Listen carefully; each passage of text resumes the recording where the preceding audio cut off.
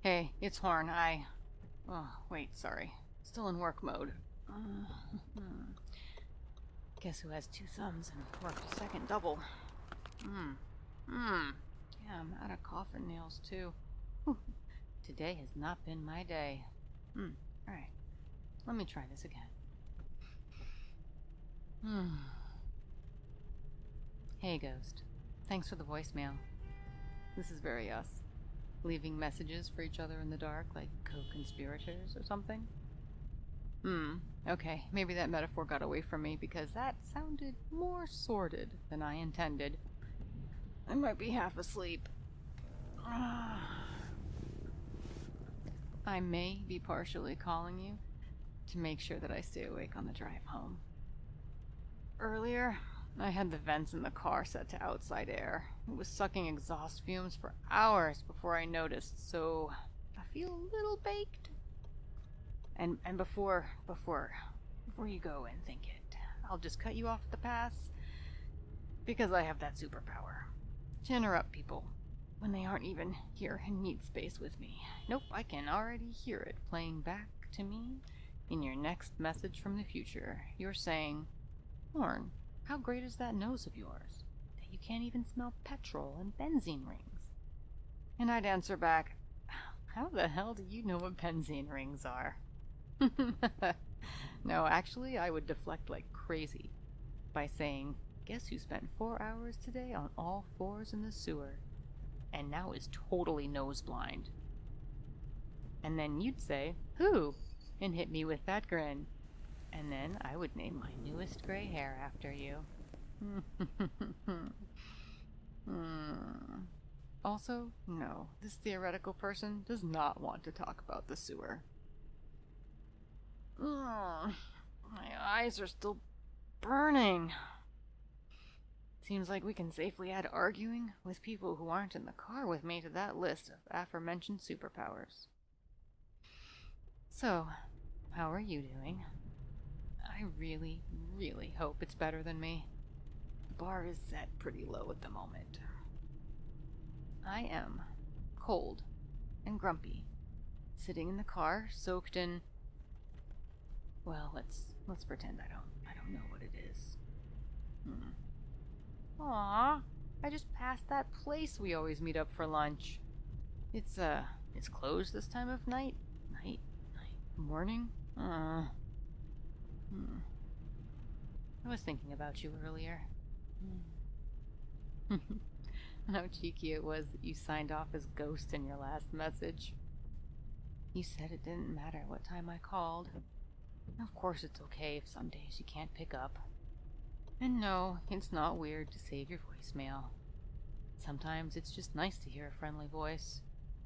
You're allowed to have nice things. Actually, I think it's kind of sweet that I'm the friend you keep in your pocket when you're lonely. There's something really human about that. Hell, did I ever tell you that when I started working nights, a bunch of the pack recorded their tabletop sessions for me? I'd listen to them when things were slow at work and forget for a moment that they were all asleep somewhere without me. Yep. One of them would tell a joke and I'd laugh. One time I even caught myself answering back like it wasn't recorded. Not my proudest brain moment right there. This wasn't supposed to sound so sad. I wonder how bad I stink right now. Maybe I'm lucky my sniffer beefed it in the sewer. I was just calling because I wanted to tell you that it's fine. That things are taking longer than you planned. That thing you're working on, it'll get done. You have a lot on your plate.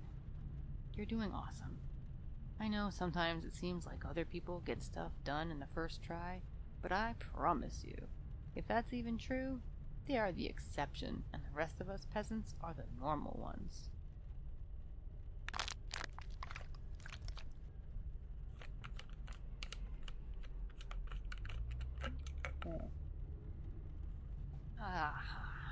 Stray water bottle. Thanks, past one. Ugh. Why are my juicy. Ugh. Listen, I know you've got this.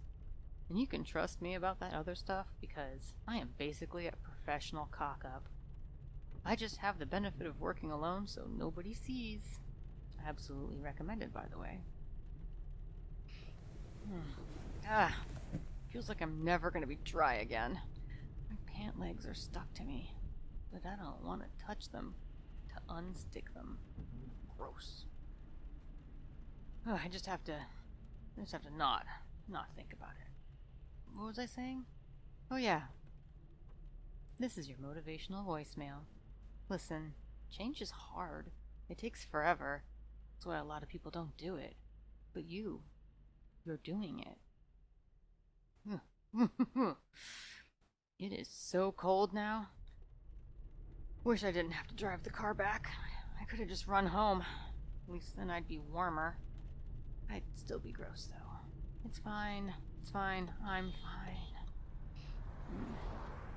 Oh, I did end up buying that obnoxiously Swedish bedding you showed me a few months back.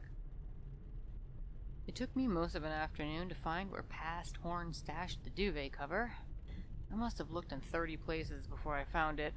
If you had been there to witness this indignity, you would probably lean your head back and smile and tell me something infuriatingly zen like, "You just found 30 places the duvet is not." Well, I found it zipped into my old suitcase. No idea why past Horn thought that was so clever. Present-day Horn was not amused. Present-day Horn. Wait, that's just me. I was not amused. Gods, I'm so tired. Just bury me and get a new detective. This wasn't supposed to turn into a TED Talk about linen. But to complete my story, I buttoned that duvet cover wrong like 5 times. Eventually, I just gave in and tucked it under the mattress. It's not like anyone will see it anyway. I mean, ever the optimist. If someone does see it, I would hope they had other priorities than mansplaining buttonholes. Though that would be a pretty fast way to not spend the night on my sick-ass waterbed. They did. Anyway, I've said duvet cover enough times now. I feel self-conscious. The word is starting to lose all meaning. Duvet. Duvet. Duvet. I don't speak German. This was a Rammstein joke. Guess I'm kind of dating myself a little bit. But, who wouldn't want to date me? Maybe I shouldn't be driving right now. It is definitely getting into the time of night where I wonder if all my friends hate me, or if I just need to sleep. But it is making me really thankful that you stuck with me all this time. There we go. This is me. I've never been so happy to see a parking space before. I bet this message took up all your data storage. Go to bed, ghost.